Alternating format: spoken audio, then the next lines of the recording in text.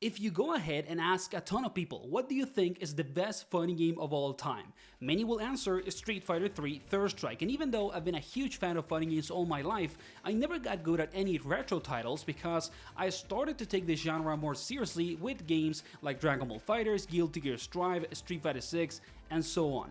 But I have to question myself, someone like me, a quote-unquote modern, newer player. Can I actually learn a game like Third Strike and get good at one of the most complex and nuanced titles ever released in the fighting game genre that has an extremely dedicated community all over the world? So I've decided to face the challenge, and I spent 7 days trying to get as good as I could in what many people consider the best fighting game of all time. And obviously the journey starts on day one by doing one of the most fun things you can do in any fighting game, which is choosing your main character. And I had 4 picks in my mind. The first one was Urien. I absolutely love Urien as a character. I think that he's one of the coolest Street Fighter characters ever, and he has a ton going for him in Third Strike. Really good normals, super good anti-air options, one of the best supers in the game that creates even unblockables. So I was really tempted to play the character, but I quickly encountered the first wall when it comes to learning Urien, which is that he's not necessarily the easiest character in the game, especially for someone like me that actually never got good at a title like Third Strike. And I really wanted to focus on the system mechanics and my overall feeling of the game itself more than a character, so I ended up dropping Urien, at least for this challenge. I might go back to him later because I really like him, but he felt way too difficult for me as a newbie to Third Strike. Then we move into the second pick on the list, which was Dudley. I also love Dudley as a character. His visual design to me is top-notch, and his gameplay seems really fun and engaging, but I had a similar feeling to the case of Urien, in which I thought, you know what, like maybe the character execution of Dudley and also his game plan is gonna stop me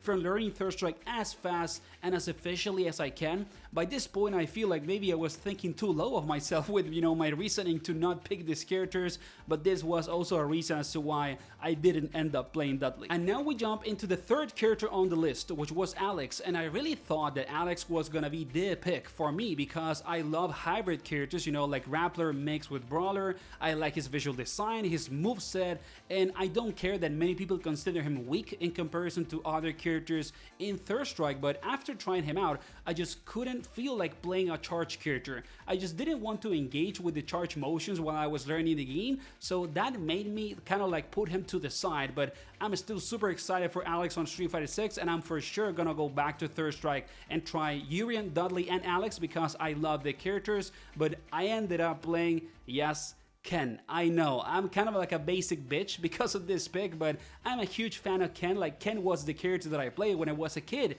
and I played Third Strike and the Alpha series just mashing, I didn't know what I was doing, and it was kind of magical to go back to Third Strike now as an adult and pick up Ken again and actually know what to do, at least look on the first layer of gameplay. And I'm not gonna lie, I was still kind of mad that I didn't like Ken on a Street Fighter 6. Like, I played the character on release and is one of my favorite fighting game characters of all time, but I just could not dig the more complex moveset that they gave to him on SF6, so it was amazing for me to go back to an older Street Fighter game and play the more classic Shoto Ken. I just fell in love with it instantly. I felt like a little kid, but now that actually knows how to play, so I decided to live and die by the Ken flowchart, and it became my main on Third Strike. And now that I have a main character, of course, I can move into learning the game itself. So from days 2 to 4, I set up a list of goals, things that I wanted to achieve by the middle of the challenge, or at least see significant progress into them. The first objective, obviously, was just to learn the game in general and my character, so I jumped on training mode, got some of the mechanics down, tried to understand Ken's moveset as well.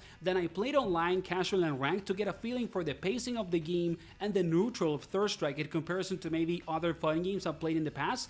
And I also tried to develop some matchup knowledge because even if I'm only gonna play Ken, I still need to understand what the other characters do because I'm gonna play against them, right?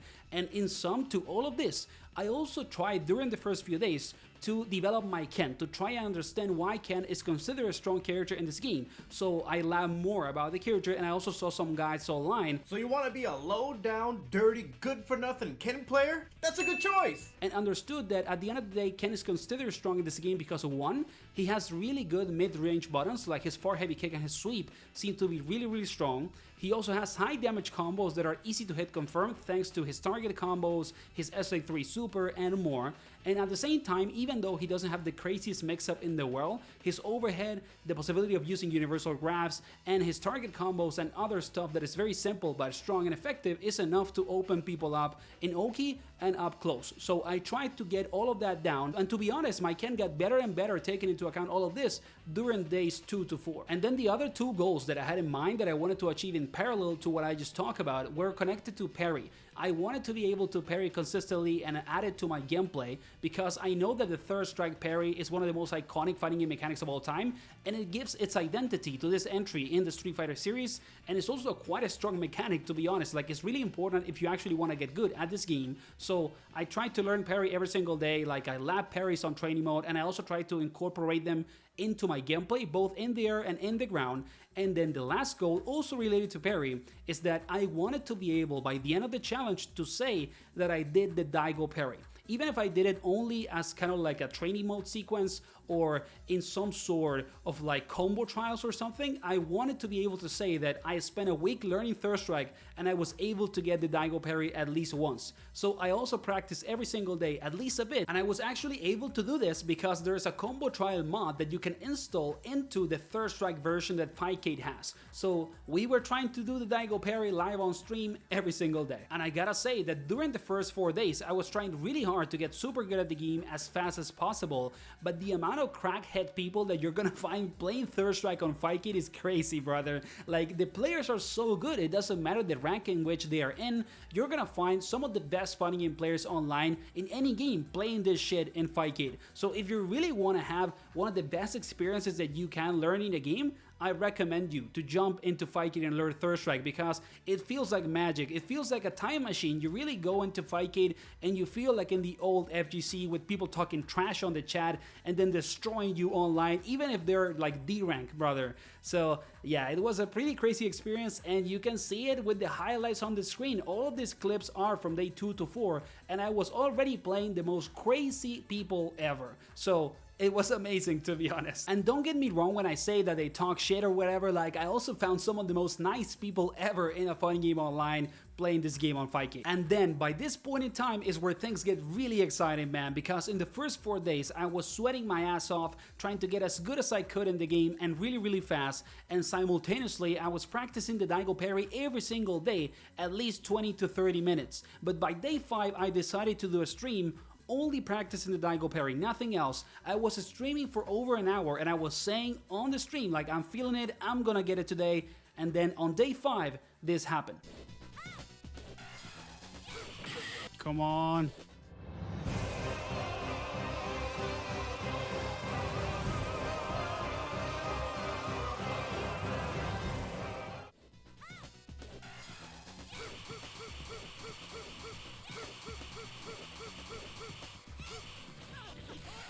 I did it! I fucking did it! Let's go! I finally got it! Yes! Let's go! The journey to the Daigo parry was insane, one of the most fun things I've done in the last few years playing fighting games, and as a huge fan of this genre, I'm probably never gonna forget it, to be completely honest with you. But I still had 2 days left to actually learn more about the game and get better at it, so there was only one goal that I could achieve within this last time frame, and it was trying to get V rank on third strike. Getting V rank in this game in Fightcade is a pretty big achievement because there is a big jump on skill level in that rank specifically, and overall the players just get better and better the closer that you get to V rank, or if you fight people that have actually achieved that before. So it is a pretty crazy experience, very rewarding when you actually get your wins and crazy moments. And as you're seeing on the screen, when you're trying to reach that V rank on third strike, it really feels like you are on some sort of machine that just produces highlights over and over. It's like one crazy clip after the other, both from you because you get better at the game, and from your opponents because it's full of cracked players. I played against an insane Dudley that was really good in day 7. On day 6 also I was playing really well against a Remy and trying to learn the matchup, and I played a ton. Like, I got a couple of first to 10 sets that I won like 9-5, 9-6, then against the Dudley I won a set, he won another, and in between I lost to a couple of other insane players. So I gotta say that it is pretty hard to get that V rank, not only because it takes a while, like even during the 2 days having those 2 rank sessions was not enough for me to get the points to get the rank up, but people are so good at the same time that it's actually very hard to get a super consistent big win streak. Even though I was playing really well, you're still playing against people that can be even better than you or just adapt to the way that you play. But it was a blast, so I'm not gonna say that I was sad or anything that I couldn't get B rank by the end of the challenge. It was still one of the most fun things I've done in the last few years playing fighting games, and the discovery process of this game also is just top tier. It's one of the best fighting games that you can get into, and it's gonna give you a ton of incredible moments. So let me know in the comments if you are gonna be learning Third Strike after watching this video, and of course if you can like and subscribe to support the channel, I would really appreciate it, especially if you want to see more content like this or challenges similar to this one with other fighting games. Thank you for the support, and I hope that you give Third Strike a try. See you on the next one. Take care.